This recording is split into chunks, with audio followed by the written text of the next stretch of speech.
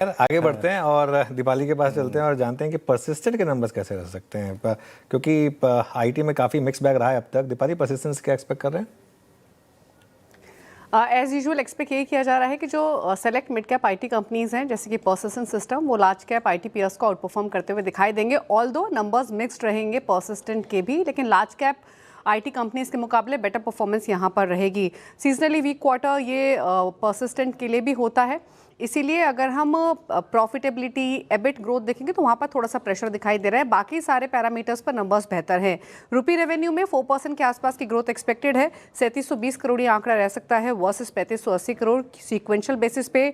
Dollar revenue में भी 3-3.25% की ग्रोथ एक्सपेक्टेड है। $419 मिलियन रेवेन्यूज कंपनी रिपोर्ट कर सकती है।